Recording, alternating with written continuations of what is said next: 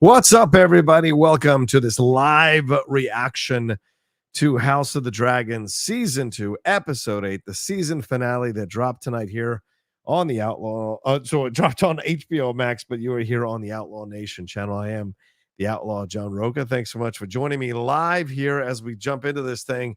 I did not anticipate going live on this one. I don't know how many people are going to hang out with me right now, but I am going live to talk about it. And what a finale it was. The name of this one is The Queen Who Ever Was. The Queen Who Ever Was, not never was, which of course we found out in the show what that referred to in the show. So a lot to talk about in this one. Maybe this will be 30 minutes, maybe this will be an hour, maybe this will be 20 minutes. I don't know. I'm going live here to talk about it with any of you all who want to talk about it, because it's a season finale, and I like to go live with these season finales to see what you all think, what you felt about it as you were watching this particular episode. A lot went down. This is going to be spoiler heavy.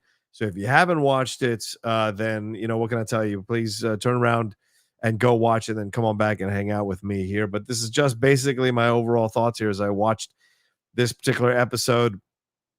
So much to get into here going on Team Black and Team Green. We saw some surprising moments, some really emotional moments, certainly some heartbreaking moments there between Lord Corlys and his son Alyn there on the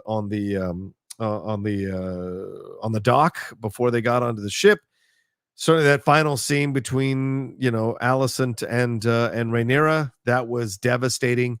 What we got with earlier in the episode, when we got with Daemon, or Aemond rather, losing it on Helena and losing it on Alicent a little bit, and then what we saw from Rhaenyra and her trying to put everything together with all these dragon riders, and then what happened with Daemon at Harrenhal. What an incredible amount of stuff that was shown to us in this particular episode. And I thought it was a fantastic episode. But I was a little bit disappointed that we didn't get battles. I thought for sure we were lining up to have this awesome finale with a lot of battle sequences, a lot of fights going on throughout. But in the end, we didn't really get that. In the end, this was very much all right, Rhaenyra's marshaling the forces. She has got Ulf and Hugh and Adam there ready to ride dragons, and Ulf is an utter moron.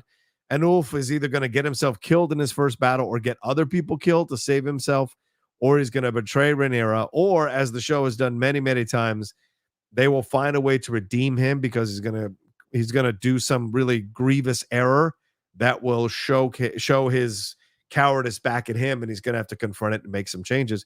Hugh came off as Hugh has come off through the whole season as this guy who's really noble and decent, and clearly could slide right on in and be a knight there, as Rhaenyra has promised them in the episode in the future for Rhaenyra and Team Black. So I love that. And of course, Adam going with her and with Sea Smoke there to confront Daemon at Harrenhal. Certainly he's making his case to be a strong contender for a knight as well. So we had a lot of stuff going on here on Team Black and Team Green, but Rhaenyra essentially marshaling her forces, essentially putting herself in a position of power. And yes, she has questions. She was hoping to avoid the battle, the war, and all of this because she was of their advantage. She was hoping that maybe Aemond or Aegon would come to their senses, or Alicent, and essentially say, okay, you guys win. Let's not cause all these deaths. And even at the table, at the High Council, when she's having or at the dinner, when she's having the conversation with Jace there and Rhaena there, Baela there, and the three dragon riders, she is saying, I wish I could avoid this stuff, but thousands and thousands of people have to die. And even Rhaena is not happy with the fact that or Baela rather, I keep getting those two confused. I swear to God, I'm so sorry about that. But Baela is the one that's freaking out about having to kill thousands of people, and having to kill people, innocent people in their minds. So, and we saw that with what Aemond did earlier in the episode in Stone Point, what he did, killing all those people there. Strategic move, but also certainly a move born of anger and frustration and fear. And I think that's something that was fascinating about Aemond in this episode. We got to see that he is still very injured from the wounds of the past, from the people making fun of him. He's he's crafted this persona through the pairing with Vhagar, where he is someone that you don't want to fuck with. But he is also someone who takes slights so seriously and so gets so offended at the slights that he will lash out. He will get into trouble. He will say certain things. He will do certain actions to prove that he is a person that you need to fear and you need to respect. And so him burning everything at Stone Point was essentially him saying, don't fuck with me, because he was mad about how the dragons all showed up at the end of episode 7 to basically tell him to turn the fuck back around because he was going to get killed. So you saw that. So he's a X factor going into season 3 big time. Aegon is also an X factor here. What is the plan with Larys hiding him away? Aegon going. I mean, I was surprised that Aegon went, because Aegon was making it very clear like he didn't want to be amongst the lowborn, amongst the small folk, even though he did go to kind of the poor, lower rent areas of King's Landing there to watch the boy fights. He has definitely been been around that, even though he's called those people goat fuckers that he's going to there in Essos, but he's going there to hide out to maybe reclaim his throne. So that's going to be interesting as we go into season 3. What's going to happen with him? I thought the Aemond situation with him flipping out on Helena and Alicent, that just shows you a kid who's, as I said, still wounded from his past trauma and is desperate and angry and flailing. Where have I seen that recently from somebody who has been caught unawares and seen some new threat come up that has completely overwhelmed him, and he's back on his heels flailing around. So we've seen that. We see that that's the act of cowardice, not the act of strength. And certainly that's what you see from Aemond doing that there in that situation. But with Daemon at Harrenhal, what an incredible sequence of events with Daemon at Harrenhal. That was insane to see what happened there. Finally bending the knee, finally giving his allegiance to Rhaenyra, because he had been on this journey. I know a lot of people were frustrated about Daemon at Harrenhal, and we're just like, what? How much more of this can we take? But, it led to this incredible moment that evokes stuff from Game of Thrones with the three-eyed raven. Sees the White Walkers, sees Daenerys, sees what could happen to him if he just follows his selfish path and his death.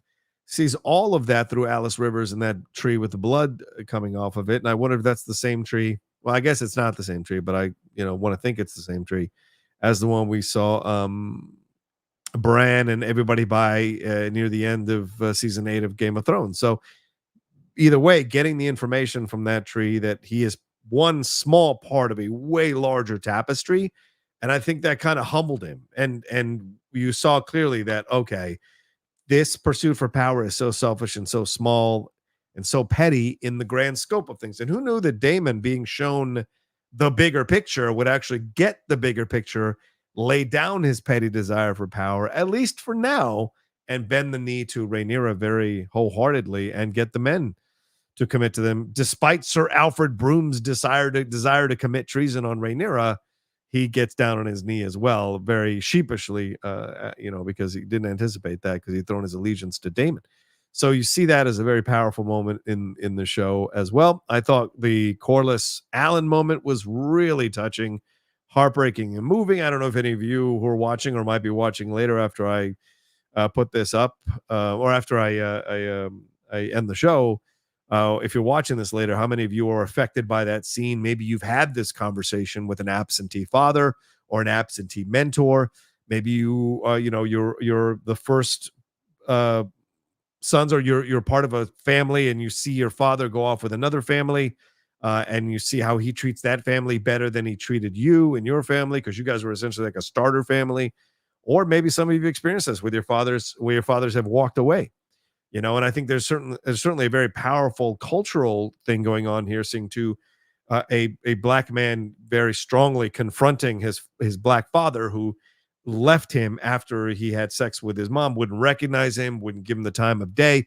And only now, after everyone is dead, does he come around and be like, well, I'd like to repair things between us, And so there's a lot of a cultural weight in that as well, seeing that between two black men, which I thought was really resonant. But pull it out to the universal thing. It's a father and son, regardless of color, ethnicity, or whatever, having this battle where one opens the door to it thinking the son is going to be so gracious and be, oh, thanks, Corlys, for giving me your time, when in fact he's a very feeling person who has developed a very thick skin in order to function in the world, which is what causes him to be so distant from everybody else. That's Alyn. That's what Corlys was calling Alyn out on. But Alyn lets the walls down and goes at Corlys, which I thought was a fantastic scene.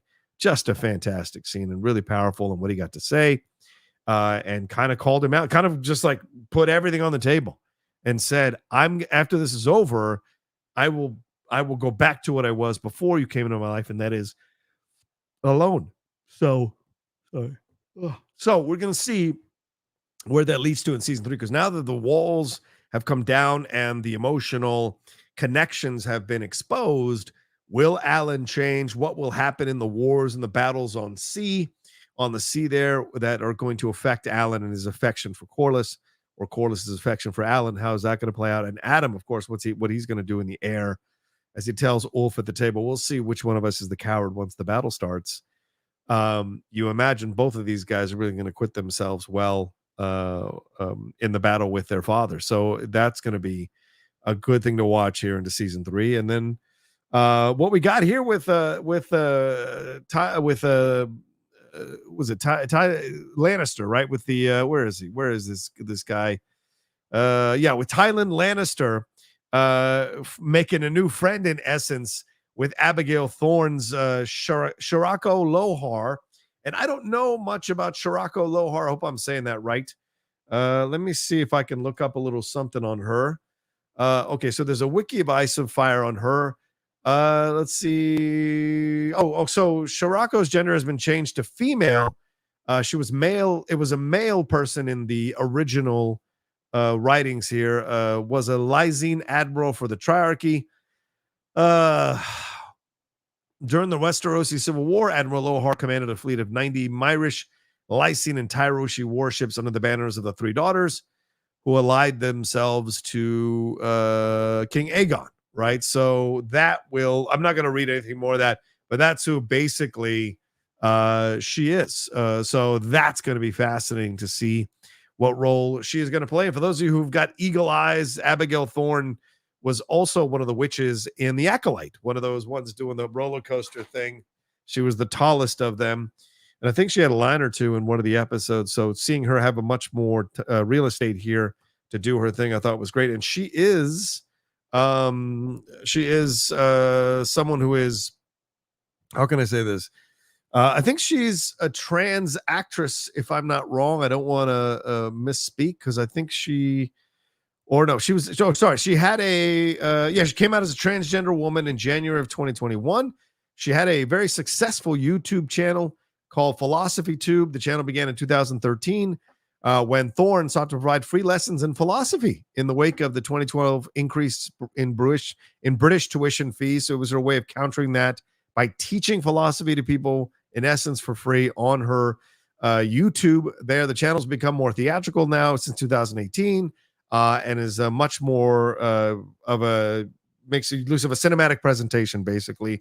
Around January 2021, the channel had 830,000 subscribers. And then she hosted in 2019 a live stream on Twitch in which she read plays from the complete works of Shakespeare for the mental health charity Samaritan. So pretty good person, has been around and doing a lot of positive stuff in the world, and now getting a chance to really stretch their legs as an actress. I don't know how they identify, so I'll just say they stretched out their legs as an actress in this role here as this female character, Shirako Lohar. And I thought this had vibes of Brienne of Tarth and Jaime Lannister, certainly another Lannister, with a tall warrior woman. So certainly there was something there, except that it looks like Tyland Lannister had sex with her wives, Lohar's wives, rather than having the possible romantic relationships with her. So, which was alluded to in Game of Thrones with Brienne and Jaime. So that was a fun little, like, kind of, how can I say this? Like comic relief, I guess, within all the drama that was going on here. What else should we talk about? Oh, and then final scene. Oh, and then let's get to Jace. Jace still having issues with the whole situation. Certainly him and Ulf going at it as Ulf had his feet on the table. Of course, Ulf had his feet on the table. He's such a dope. And he had to call him out. And then you saw how Hugh treated him with respect. And so there was very good, strong connection between them. We'll see where that leads down the road with their relationships with Jace. Clearly still have an issue with this. Rhaena trying to talk him down from it. Bela trying to talk him down from it. And then hopefully Jace comes around. But if he doesn't, it could be a mistake in a critical moment that he makes there. So we will see how that all plays out. Sir Simon Strong, as I suspected, if you've seen my other reviews and reactions, I knew he would have a part to play. And sure enough, his big part to play was basically revealing to Rhaenyra what Aemond was doing here. And of course, Aemond confronts him with flying out there with Adam on Sea Smoke. And I thought that confrontation was fantastic. Her saying to him, like, what are you doing here? Everybody go ahead. Him walking up and him, talking in High Valyrian, making it really clear what he's seen, what he stands for. She called him out by stepping away and saying, "Who do you pledge your loyalty to?" So she wanted him to do it publicly. He tried to talk to her in High Valyrian initially to kind of smooth whatever issues that were going on between them, obviously because he left in episode 2. And they have a playful little exchange like, "Don't you ever leave me again," because it might not end up the same way that it ended up now. It might be worse for you. And he playfully accepts that and then gets all the men to commit to her. So really powerful stuff. Something that Rhaenyra has been working towards for almost 2 seasons is the full loyalty of everybody and the confidence they have in her as a queen. And even, as I said, Sir Alfred Broom had to bend the knee as well. But the other side is I don't want to leave the Lannister stuff without mentioning the Triarchy. That's a big deal. The Triarchy meeting with him, the Triarchy, negotiating the deal. This is something he doesn't want to do, but the Triarchy is putting upon him. And the mud wrestling was fun, and all of that was really cool. But clearly, the Triarchy and the Iron Bank and Essos, this is all going to be a big, big deal. Aegon is heading to Essos. What is that going to lead to? So there's a lot going on there on that side of things. I think we put a pin on as we go into season 3 and see how that's going to play itself out. And then the finale. I mean, I thought that final scene between, and then we had Mysaria, but Mysaria was a really small part of this episode. Her plan is coming to fruition in essence through Rhaenyra. So I imagine she's going to have a bigger part to play when we go into season 3. But the final scene here between Alicent and Rhaenyra, I thought was fantastic. Just really some incredible writing here. Both of these ladies standing their ground. This time, Alicent coming to her because Alicent has essentially washed away all her stuff in the waters in the last episode, and I thought when she was getting passage from or asking for Grand Maester Orwell to help her get passage, it was for her and Helena to get out of there. But no, it was actually for her and for herself and the guy who was with her, whatever guard she brought with her, so she could get to there and essentially tell Rhaenyra that she will essentially hand her the throne. Like as soon as Aemond takes off to Harrenhal to join Kristen Cole and Gawain, you can come in with your people and take over the place and be in charge. And in essence, eventually Alicent said yes to Rhaenyra handing over to Rhaenyra wanting to essentially behead her child, decapitate her child, to prove that she is now in power and there is no one who is trying to get her out of power. So Alicent would have never agreed to that, 2 episodes ago. But clearly she's been on this whole journey in season 2. And I loved what she said here is like, I don't want any of this. I don't want any of this scheming and all this maneuvering in a position for power. Like it all seems so stupid to me. I just want to go walk freely, breathe fresh air and be out of all of this. Right. That's what she wants. And I think that was a really incredible moment of self-empowerment of her saying like, I don't want to do this anymore. I'm done with this. And I want to go back to just living my life as it was before. And then saying basically like this is her journey of self-discovery all over again. She ends up back where she started, which is the good person she was when she started before all this nonsense. And her saying like, do what you need to do. I get it. I just want to be free of all of this because I don't want to do it anymore. And I think there's something really powerful in that. We just seen somebody abdicate power recently, or essentially walk away from seeking power again in President Biden. So the stepping down from power is not an easy thing to do, and to have her walk away from it the way she does is an incredible journey of self-discovery. And coming to it at the end, realizing that she is serving up for Rhaenyra to kill the person that she thought or had convinced herself that Rhaenyra's father had wanted on the throne. She's essentially handing him back to Rhaenyra to kill. But of course, he's taken off the Esso. So what's going to happen next season when Rhaenyra can't find him? Is she going to be pissed? Is she going to think Alicent was setting her up and all of that? So there will be more drama to come from that, I'm sure. And then, of course, Rhaena pairing with her dragon there, or it's what we think is going to be a pairing by the end of that episode. So another dragon rider on Team Black side. And clearly Helena may be someone who has a role to play, even though she doesn't want to burn anybody, and she sees what is waiting for Aemond. And Aemond is just gobsmacked, for lack of a better term, using a British term, gobsmacked, that she knows that he burnt Aegon. She knows that he's going to die. Both of those are a 1-2 punch. And when he says, I can have you killed for this, she goes, it ain't going to fucking matter, guy. You're still going to fucking die. So go ahead and kill me. Shit's going to happen. Shit's going to go down the way I predicted it's going to go down anyway. So feel free to take me out. It ain't going to matter. So I thought that was a really great, powerful moment for her to push back on her crazed brother, who's clearly afraid and only responds to violence when he's threatened or when he feels threatened. So that was a great moment. But yes, the Alicent and Rhaenyra scene at the end, just two friends who sadly have their friendship broken up because of the demands of a situation. Otto Hightower wanting to manipulate Alicent into a position where he would have power over the king as the hand and essentially assure his lineage of not being killed by anyone who would come into power against him. So you saw that she was a young girl who was manipulated by her father in a patriarchal society to do the things that she was made to do, marry Viserys. But she gives that gift to Rhaenyra, saying, look, he may have married me, but he was always in love with your mother. He stayed in love with your mother. And that's the truth, And so there was a lot of washing away of the sins of the past, a lot of seeking forgiveness, a lot of seeking redemption, and a lot of saying, like, look, take it all. I don't want it. Come with me. Let's get the fuck out of here and be friends again.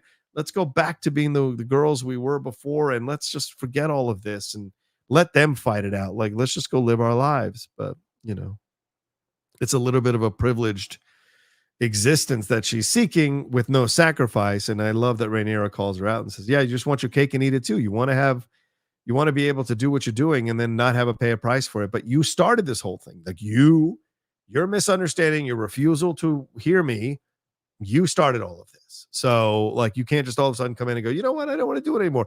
Especially when I've got all the power right now. I got the dragons. I got Daemon's army. I am ready to crush you.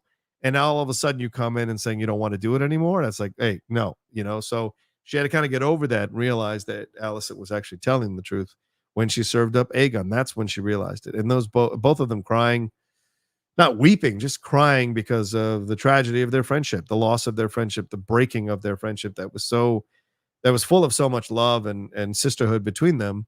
They really felt the weight of it now as adult women because of all the crazy things they've had to do and all the bloodshed and death and misery they've had to endure in the whole situation. So I thought that was a beautifully sad, tragic, and heartbreaking scene, but also incredibly powerful in how it was written and acted by everybody. So I think I covered everything. So let me hit some of these super chats. John Ashcroft says, the thing I love most about this show is it shows good people who make mistakes and doesn't diminish them just to, quote, bad people. For example, Corlys with Adam and Alyn. Yeah, I agree. It was really great to see that. Let me take a sip here. Yeah, I thought it was fantastic to see that with Corlys. Oh, it was great because the way it was written, Corlys opened the door and then wanted to shut it, right? I thought that was great.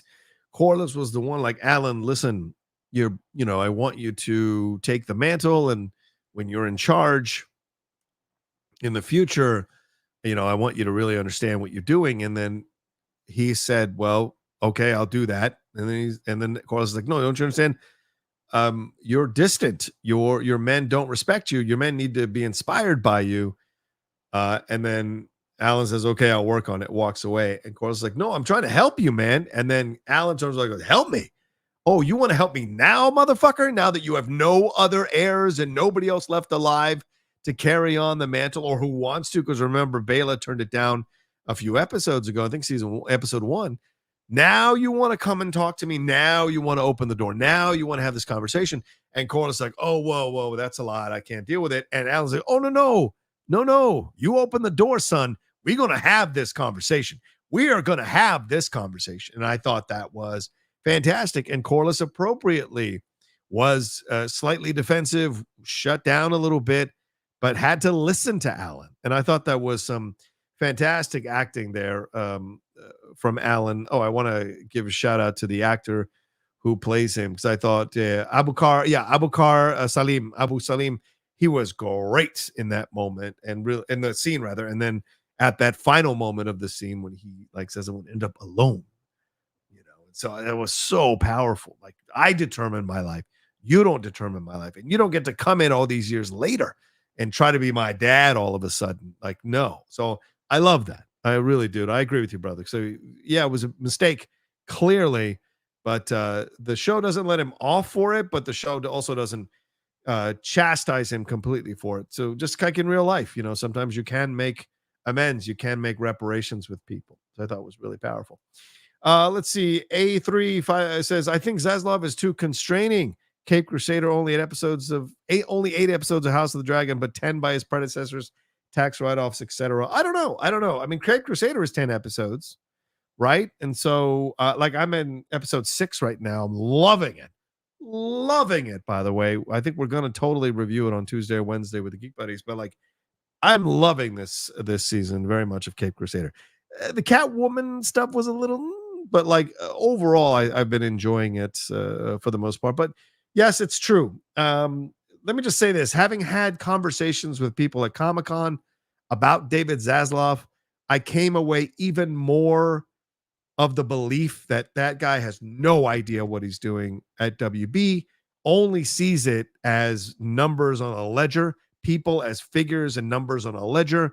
He is not a person who is out here trying to, restore WB to its prominence. No, it's very clear what he's doing. Someone told me about a meeting he had with 2 very well-known directors, and he had their IMDb resumes printed out and sitting on his desk because he wanted to be able to remember what they'd done. And so that tells you the level to which he cares about, really knows or cares about the creatives under his employ. It may have been just these 2 directors, may have been a single solitary example, but that's what I hear. And I heard some other stuff that I can't say on air, but I have no confidence in that dude. So I may not fully agree with you that he's too constraining, because I don't know who made the decision for 8 episodes of House of the Dragon. But certainly it seems like from if you watch the post episode conversations with Ryan Condal, he made it very clear that next season is going to be all out war. So I imagine they went lower on the budget this season. I mean, lower, because still they spent a lot of money on the show, so they could maybe move that money to the 3rd season and have some really awesome battles that we didn't get in this season. To be honest, there wasn't that many battles. That's the one disappointing thing for me in this episode, was there were no battles. Everything led up to the moment where they were getting ready to go to battle, and then poof, black frame. So that was a little frustrating for me. So I hear you. Let's see here. Beto Power says, I love this episode. I could care less about war. LOL. I can watch people talk in this universe for hours on end. Bummed about a 2-year wait time. Oh yeah, absolutely. We got ourselves 2 years of this waiting around, which is super damn frustrating. But we'll see where it leads to when it's all over, and if it's going to be a 10 episode series or if it's going to be an 8 episode series. But yeah, I think it's going to be fun to see. And if the writing stays at this level, then the excitement of a how can I say, the excitement of a battle can't, is not necessarily necessary, is not that necessary. So yeah, shout out to Geeta Vasant Patel, who directed this, and to Sarah Hess, who wrote this episode. I thought she did a fantastic job writing this episode for sure. And I thought that final scene with was it Alicent looking out on everything, I thought that was like Star Wars-esque. It was so gorgeous, and how it showed the future coming and what is to come in all of that. So yeah. Yes Boy says, why did Rhaenyra's guard knock before entering her room this episode, but last time her guard walked in without knocking when Rhaenyra and Mysaria were rudely interrupted? Because it was in the script, I imagine. And also, that was Rhaenyra's bedroom that he was knocking on, whereas where Rhaenyra and Mysaria were at was the map room. So it's different. It's different rooms in the castle. I think that's why that happened. I think that was an open room as opposed to a closed room with a door. Scarlett Yolette. Oh, I love that name, Scarlett. Reading the books really makes it hard, and I wish they ended it that way. There will be so much blood next season. Yeah, Scarlett, I had thought in my head, I was like, and I said this in my, because I recorded my reaction that's going to be up and will be edited by my brothers over there, the Cinefanatics. I wanted to do a live one tonight. But while I was doing the introduction to that reaction, I was saying to myself, like, I said out loud, how many people are going to die in this episode? Are we going to see some bloodshed? What's going to happen? No, none of it. Absolutely none of it. And I was like, wait, what? Which was sad for me because I wanted some drama of that nature. But Ryan Condell saying it's going to be all out war next season, that gets me excited. We got to wait 2 years, but that gets me excited. So hopefully I still have this YouTube channel in 2 years and we can do that here and have some fun. Let's see who. Yeah, there we go. The map room doesn't have a door to knock on. Exactly. That's what I was thinking as well. Who else is anybody else have some really cool? The tease. I got to survive long enough to see another episode. Why? I like waiting for Endgame. Yeah, exactly. It absolutely was a tease at the end. Yeah, Nick Vaughn saying, I don't know if I fully believe Alicent in that moment. It's a fair point, Nick. We've seen her change her mind depending on what happens around her, right? Rhaenyra came to her and was adamant about ending things when she was in the Sept there and, risking her life to be in that area, to be at King's Landing, to seek some kind of end to the battle. Alicent was like, it's too late. And even Rhaenyra brings that up in this meeting on this episode when she says, well, you said it was too late. Now you're all cool with it. What happened? What changed? And so clearly there's, Alicent has moved, not with the wind necessarily. She's not wishy-washy, but certainly things happen to change Alicent's mind. And I thought that was cool to see Rhaenyra call her out on that. I thought that was really powerful as well. Haunted Oz says, with Night of the Seven Kingdoms releasing in 2025, we are now short of a 2-year wait for a season 3. Absolutely. Yeah, absolutely. Don't get excited. Chris says Game of Thrones finales were that's why the penultimate episode had all that, except there was no action last episode, right? So I thought they would move it to this episode, and I would argue that this episode had much more thrilling stuff in it than almost any other season finale of Game of Thrones in terms of the conversation and the drama and the moving into position and all the different alliances being formed there. So yeah, totally. We all know that the penultimate episode is the episode with all the battles and wars and stuff, but none of that happened in this season. So Jason says, I love this show so much. Gabby says, hi, are we watching it together here? Sorry, I'm no, Gabby, sorry. No, this is more or less a reaction afterwards. So hopefully nothing was ruined for you, for God's sakes. Hey, Joseph says, isn't a town on fire by Aemond count as violence? It doesn't if you're only seeing the aftermath. You don't see him committing the violence at all. So that doesn't count as violence to me. Yes, boys, says Roka had a long day of yesterday recording all that wrestling content. Don't blame him for taking a live reaction day off. At least we're getting a live review. No, my reaction's coming probably on Tuesday. Just now, the Geek Buddies texted we'll be recording our review tomorrow morning at 9 a.m. So that will be up for people to watch tomorrow by 11, I think, tomorrow. So look for that as well. So, but like RDJ said, see you in 2 years. Exactly. Let's see here. Epsilon Audio says, I don't know if I'm alone here, but I enjoyed this finale, but was a bit underwhelmed, to be honest. Yeah. Love the ending, though, and a few other moments, but this season just didn't hit as hard as the first. Yeah, it seems like when you look at this season in retrospect, there's going to be some awesome scenes that you remember, some awesome moments. I think the Daemon Vision stuff won't hold up as well as the years go on, and maybe that's some of the negative stuff around this season. But this season now, you can tell clearly by the end was a setup for season 3. This was all set up so you understand the allegiances, you understand the alliances, you understand who's on whose side, you understand what the goals are, and then you have this Alicent Rhaenyra scene that throws everything up in the air, and then you'll see what happens in season 3. But clearly, there's going to be a lot of wars. Ryan Condell says in that post-episode little vignette or mini doc that they do, and very clearly there's going to be a lot of bloodshed in the third episode, third season. So we'll see how many people live or die in all of this. I pop in for a few seconds to get Roka's true review. There is no violence in House of the... Well, there wasn't any tonight. There was hardly any violence tonight. If you count Aemond grabbing Helena's arm or something as violence, I guess that is a sample of violence. But when you compare it to how much this show and Game of Thrones is full of violence, that's really a small amount of violence. So I like this. Nick says Jay says some of the most pouty lips I've ever seen on a person. LOL. Yeah, I don't disagree with you. Space Window says I was too hype and got underwhelmed as well. More needed to happen, but it's still good writing. Yeah, you're kind of in that moment between I think that's the overall feeling I have as well, is that I enjoyed the hell out of this episode, but I wanted battles, man. I wanted war. I wanted something. Even a 10-minute battle at the end would have been fine. An initial volley of fighting or initial battle to start this war would have been fine. I mean, we see Kristen Cole. This is going to be interesting to see the journey of Kristen Cole in season 3, because clearly, man, he is traumatized from seeing what the dragons can do.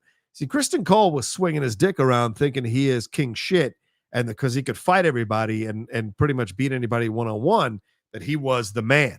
But there's nothing that humbles you more when you see a gargantuan beast who can kill men at will with the fire from its breath and kill like 50 men at a time or 20 men at a time. Nothing makes you realize how small you really are in the whole tapestry of things than seeing something like that.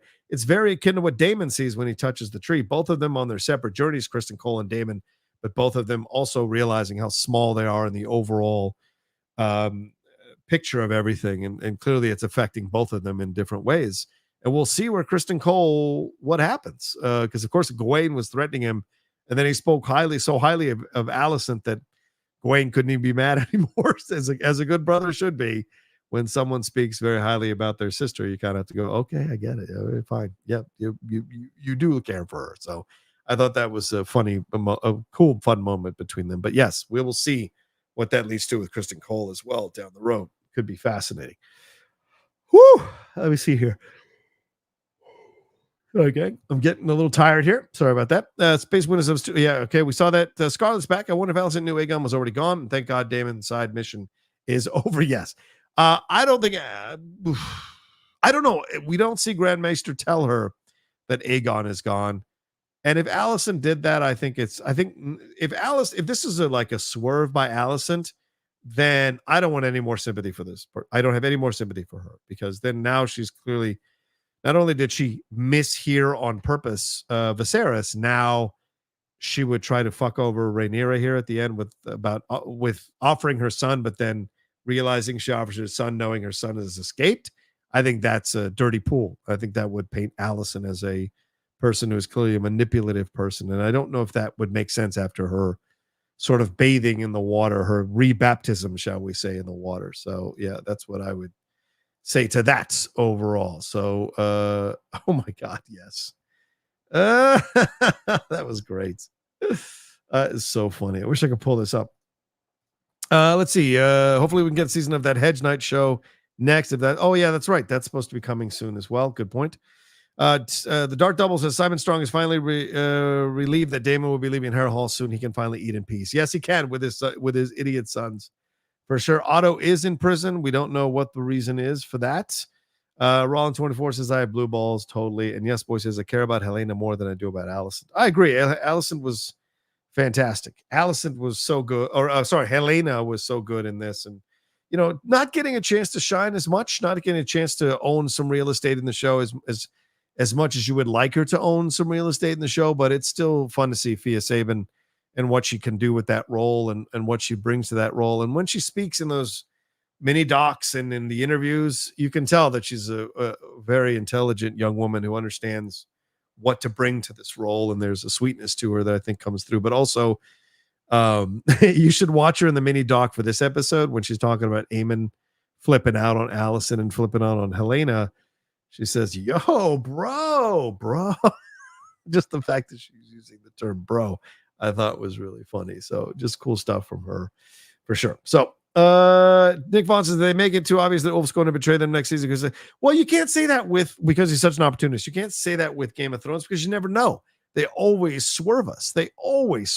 And so it could be that it looks that way, that he'll betray Rhaenyra because they're talking down to him.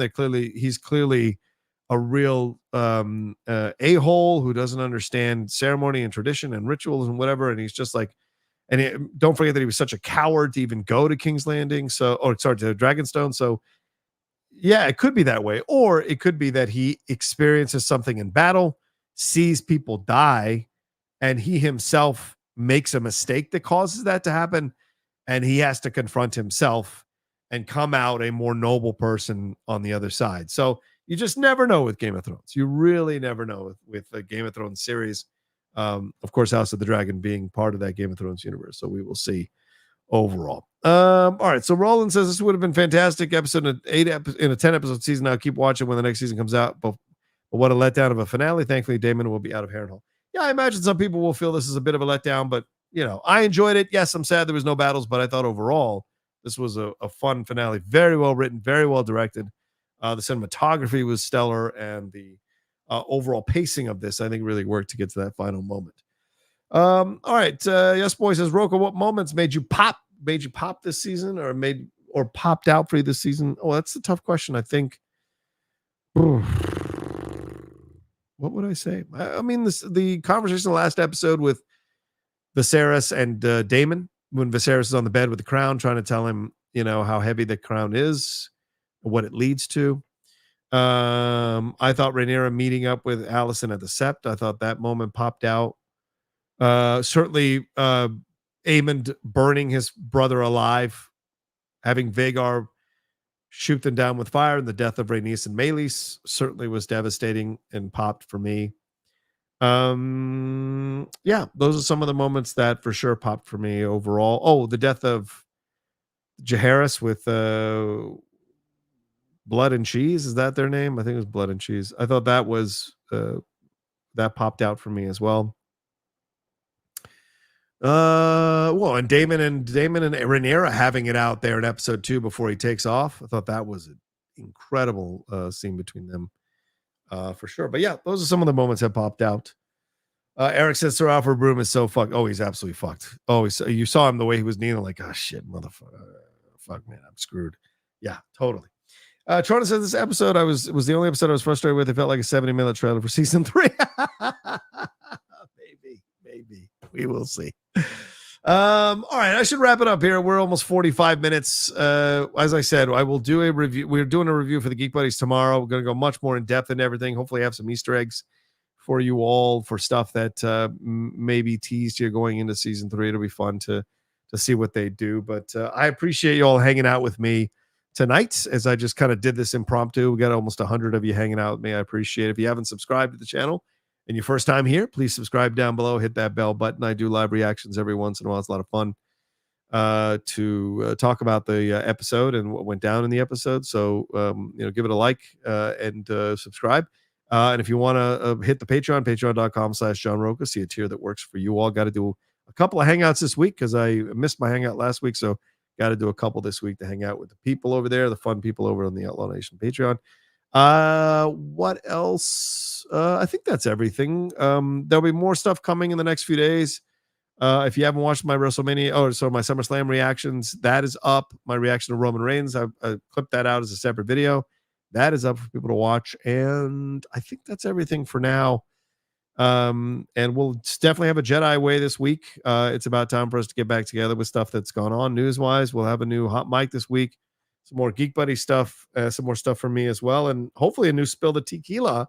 I hope you guys got a chance to see our most recent episode. It is up on this channel right now with me and Winston A. Marshall talking about all the stuff going on with Trump at the NABJ, talking about the Olympics, talking about a bunch of things going on in the world as well. We had a lot of things to say about a lot of stuff in the Olympics. So good stuff. And RDJ coming back and the Jonathan Majors controversy around all of that.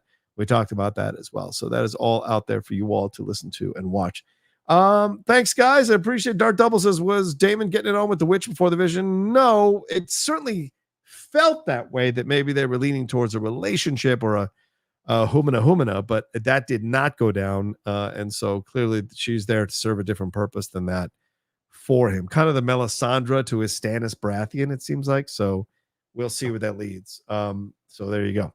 All right. Well, thank you all so much. I appreciate it. You guys are the best. I've said all I needed to say. So look for all my stuff. Take care of yourselves. Be well. And for those of you who are watching later on, leave your comments down below. Let me know what you thought about everything. What worked for you? What didn't work for you?